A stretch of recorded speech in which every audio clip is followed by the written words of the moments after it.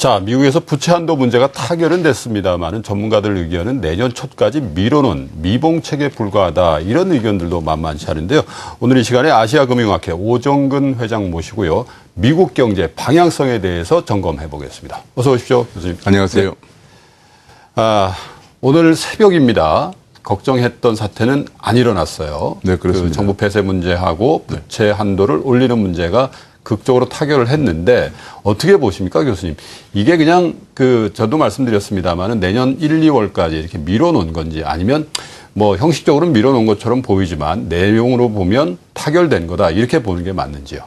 저는 내년 1월까지 밀어놓은 거다, 이렇게 봅니다. 네. 왜냐하면 이것이 2011년도에도 이런 일이 있었지만은 지금은 굉장히 상황이 다른 것이 오바마 케어라는 새로운 그 법안이 포함되어 있기 때문에 그 오바마 케어로 하는 것은 4,800만 명의 의료 보험료를 내지 못하는 중저소득 계층에 그 의료 보험료를 지원해 주는 것이거든요. 그렇죠. 따라서 이것은 뭐 거의 대부분 특히 내년 11월에 있는 중간 선거 때 당연히 민주당 지지표가 될 가능성이 큰 계층이죠. 이 4,800만 명이라는 굉장히 큰 그 계층이기 때문에 공화당으로서도 양보할 수 없는, 또 민주당은 당연히 쉽게 말하면 따놓은 당상이다, 뭐 이렇게 생각을 하고 있는 그런 표이기 때문에 내년 중간 선거를 앞두고 힘겨루기 싸움이라서 쉽게 타결 전망이 안 되고요. 그래서 아마 제 생각으로는 내년 1, 2월까지 밀어놓고 그 사이에 그 중간 선거를 앞둔 표밭을 두고 상당한 힘겨루기가 계속될 것으로 보여집니다.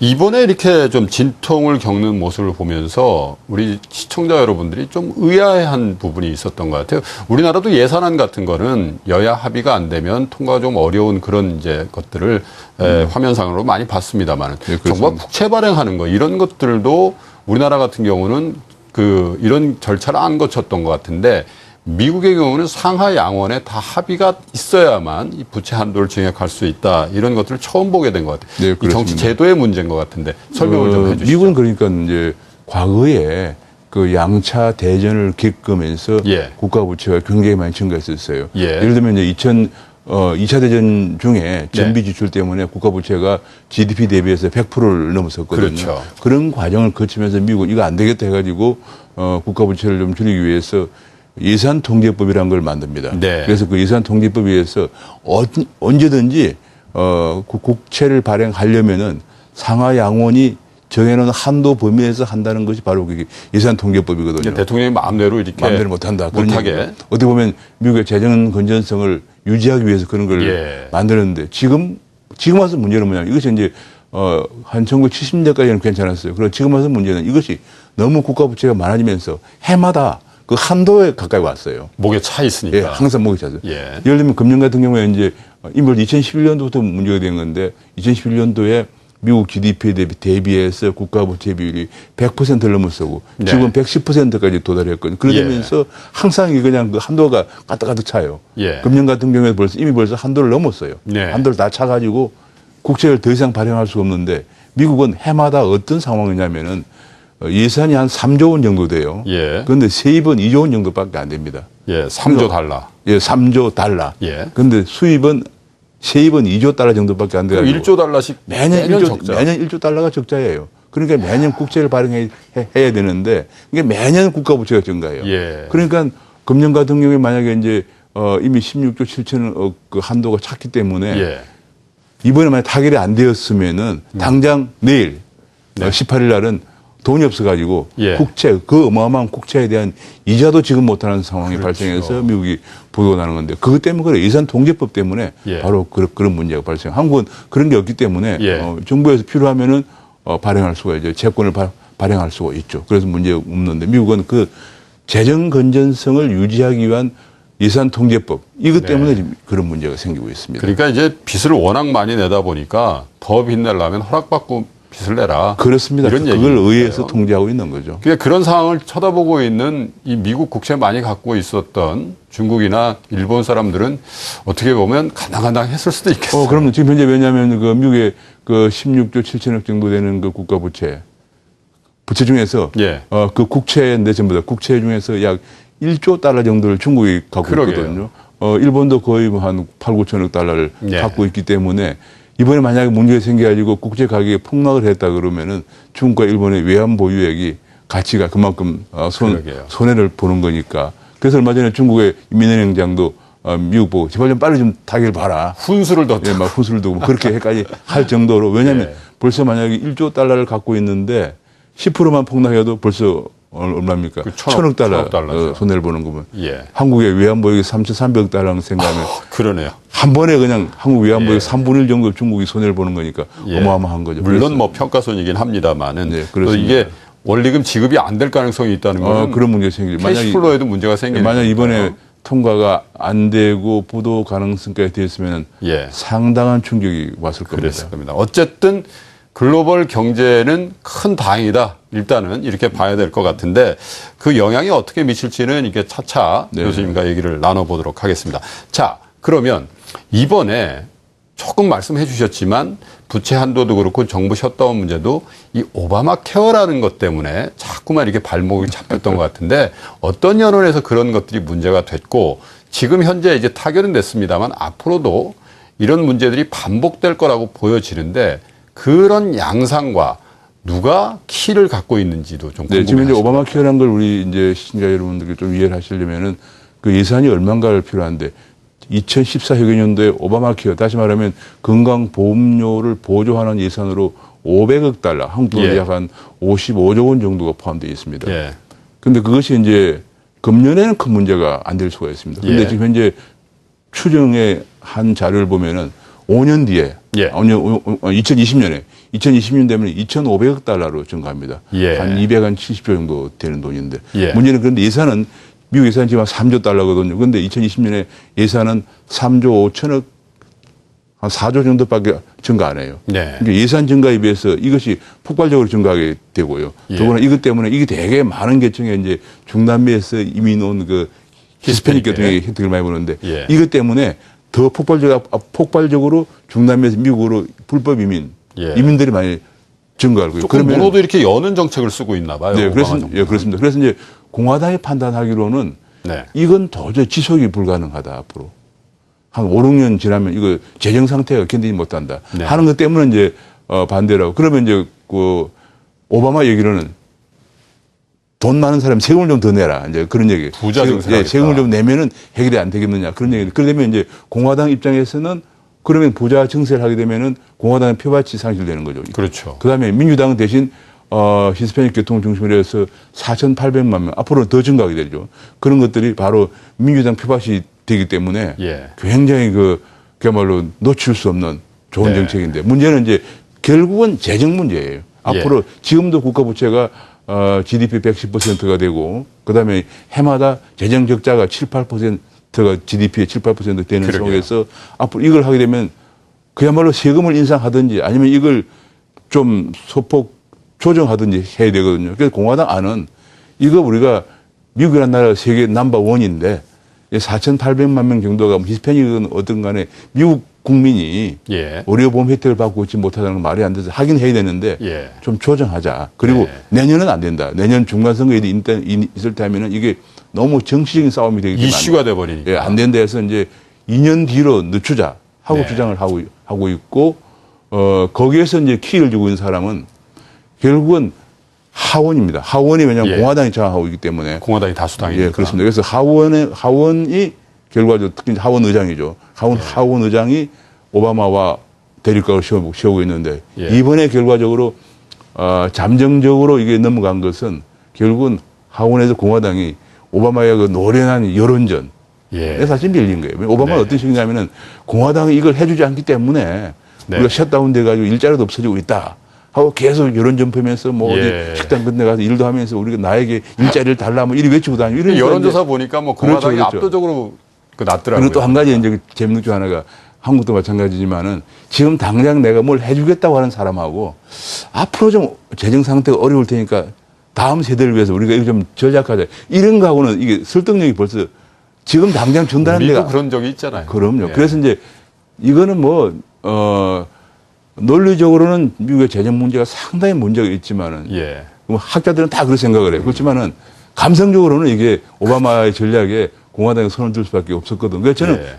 지난 금년 초에도 그랬거든요. 네. 금년 초에 똑같은 일이 있었는데 세금을 더 내서 그 금년 초에도 이제 그 재정 기준 늘자. 거기도 공화당이 패배했거든요. 예. 요번에도 역시 여론전에 밀린 공화당이 예. 그래서 그 하원 의장이 얘기를 했어요. 공화당 하원 의장이 내가 졌다라고 얘기했어요. 존 베이너. 네, 그렇습니다. 예. 그래서 제가 보기에는 역시 여론전에 능숙한 오바마가 이겼다 이렇게 네. 보입니다. 오바마의 정치적 승리다. 그렇습니다. 그게 이런 얘기인 것 같아요. 부자 증세를 해야 된다 이렇게 과감하게 얘기를 하고 있는데 이게 여론전에서 이길 수밖에 없는데 부자도 한 표고 히스패닉이나 흑인 같은 서민층도 한 표니까 그렇습니다. 숫자로 보면 이 사람들이 훨씬 많고 또 히스패닉 같은 그 민족들은 자녀들을 많이 낳잖아요. 미국에서 그렇습니다. 보면. 그리고 그게 잠재적인 표밭이고. 네, 더 큰 문제는 제가 보기에 이 일로 인해서 앞으로 멕시코라든지 이런 그 히스패닉들의 미국 이민이 폭발적으로 증가할 가능성이 있어요.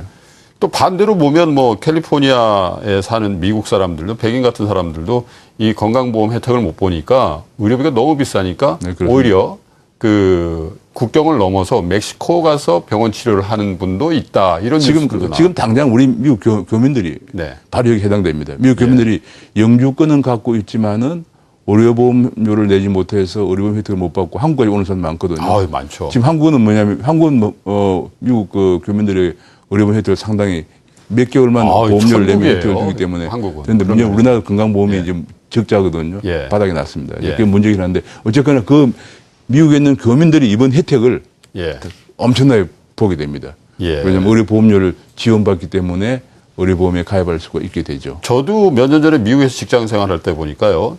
한 달에 회사에서 저한테 내주던 건강보험료가 1,000불이었어요. 그래서 제가 물어봤습니다. 1,000불 정도. 그러니까 한 달에 100만 원 이상 냈는데 이 정도면 급이 어느 정도 됩니까? 그랬더니 그 보험회사에서 하는 얘기가 차로 치면 도요타 캠리나 혼다 아코드 정도 됩니다. 그러니까 중산층들, 그러니까 보통 차, 그러니까 그렇습니다. 좋은 럭셔리어스한 차는 아니다.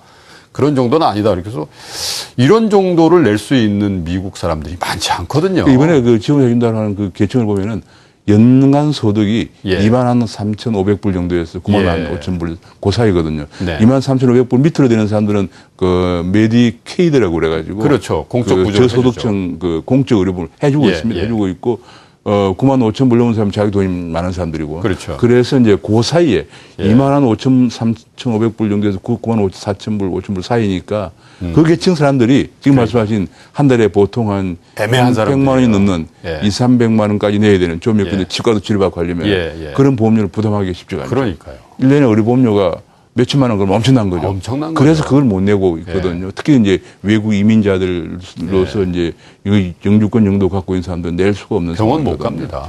그러다 보니까 미국의 첫째로 의료 수가가 너무 비싸요. 너무 비싸요. 너무 비싸니까 거기 따라 의료보험료가 예컨대 치과 한번 가면 돈 100만 원 이상하거든요. 그렇죠. 그럼 거기 의료보험료를 최소한 뭐 한 20만 원 내야 되니까 그런 부분 때문에 문제인데 그거를 이제 그 오바마 얘기로는 그 중간 계층 2만 원 몇천 불부터 9만 몇천 불서 있는 그 계층에 대해서 계층을 4개로 나누어서 차등해서 소득이 높은 사람은 10%, 20%, 30%, 40% 이렇게 의료보험료를 정부에 도와주자. 보조해주자. 그런 얘기인데 이것이 문제는 이제 아까 말씀드린 미국이 워낙 재정 부채가 워낙 많기 때문에 앞으로 감당이 힘들다는 것이 많은 분석 전문가들이 얘기인데 앞으로 어떻게 될지 상당히. 자, 그 얘기를 좀 해봐야 될 것 같아요. 2월 달까지 일단 부채 한도 증액하는 것들을 일단 한시적으로 허가를 해준 상황인데. 그렇습니다. 그러면 모두에도 교수님께서 말씀하셨지만 이건 미봉책이고 상처 수술한 게 아니고 반창고 붙인 격인데. 그렇습니다. 그럼 앞으로 미국 재정이 문제 아니겠습니까? 그렇습니다. 어떻게 보세요? 제가 보기에는 이것이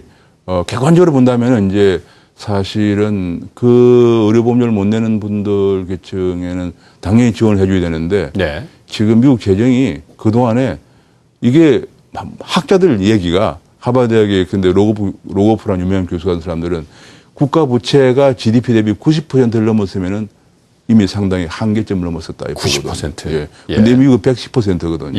그래서 재정을 줄여야 되는 상황인데 적을 들고 나왔단 말이에요. 그래서 제가 보기에는 아마 앞으로 이제 한 3개월 남았죠. 3개월 한 보름 남았는데 그 사이에 학계나 정계에서 엄청난 토론이 많을 텐데 최근에 그 미국 그 콜롬비아 대학에 있는 글렌 허버드라는 교수가 쓴 책을 읽어봤더니 이것은 학자들의 문제가 아니에요. 경제학적으로는 이건 말이 안 되는 얘기다. 미국 재정은 지금 줄여야 된다. 그러나 이건 정치 싸움이기 때문에 정치 싸움이기 때문에 이거는 예측 불허하고 그러기 때문에 앞으로 2, 3개월 동안은 굉장한 그야말로 변동성이 큰 여러 가지 문제가 생길 거다. 왜냐하면 정치적으로 누가 이번에 그 오바마처럼 누가 승기를 잡느냐. 특히 누가 여론전에서 이기느냐. 그때 새로운 뉴스가 나올 때마다 경제에 충격을 줄 거다. 이렇게 얘기를 하고 있어요. 네. 이게 미국도 지금 사실 재정 문제가 있는데 리더십들은 대통령이라는 사람은 이 없던 복지제도를 갖고 와가지고 그리고 또 재정도 좋게 만든다고 하니까 이게 말도 안 되는 경제학적인 입장에서 볼 때는 그렇죠. 어려운 정책을 쓰는 거고. 지금 왜냐하면 미국 인구 중에서 인구가 한 2억 한 5천만 명 되죠. 그중에서 4,800만 명이면 거의 20%인데 지금 20%를 두고 표밭 20%가 왔다 갔다 하는 거거든요. 큰 거죠. 제가 보기에는 이것 때문에 내년 11월 중간선거가 하원 전체하고 상원 3분의 1을 뽑는 건데 민주당 3선 3번 연정 가능성도 가능해요. 지금 잘못하면 오바마가 3선을 노릴 가능성도 있고요. 공화당은 다시 권투중례해야 되고 이거 내년에 엄청난 그야말로 그 싸움이 예상되는 속에서 이 문제가 부각되어 있는 겁니다. 미국도 그렇고 일본도 뭐 아베가 하는 아베노믹스라는 게 물가도 올리고 성장률도 좋게 하고 또 소득세, 소비세 같은 것도 올린다고 그러니까 근데 경제학적으로 좀 이상하게 나오고. 미국은 일본은 좀 다릅니다. 미국은 어떻게 하냐면 미국은 선거를 앞두고 부자들의 세금을 올려서 중산층을 도와주자. 한마디로 민주당의 전략인데 일본은 세계에서 부채 비율이 가장 높은 나라예요. 200% 넘어. 240%입니다. GDP 대비 240. 이거는 도저히 해결이 안 되는 건데 그래서 일본은 내세운 것은 이미 일본 정도는 부자들의 세금 갖고는 해결이 안 돼서 소비세를 올리자 그 얘기예요. 고통을 다 분담하자. 다 분담하자. 그래서 소비세가 올리는데 한꺼번에 올리면 안 되니까 내년에 지금 5%인데 8%를 올리고 또 이제 후내년에 10% 올린다. 그런 얘기이기 때문에 일본은 이미 벌써 어느 특정 계층 세금 가지고는 안 되고 국민 전부가 이 고통을 분담하자 이런 얘기입니다. 어쨌든 경제 정책을 경제학적으로 접근하는 게 아니라 정치적으로 접근해서 그 결과가 3년, 5년, 10년 이후에 또 한 차례 이 위기라든지 어떤 홍역을 치르지 않겠나 경제적인 측면에서 그렇게 걱정하시는 분들이 많아 보이고요.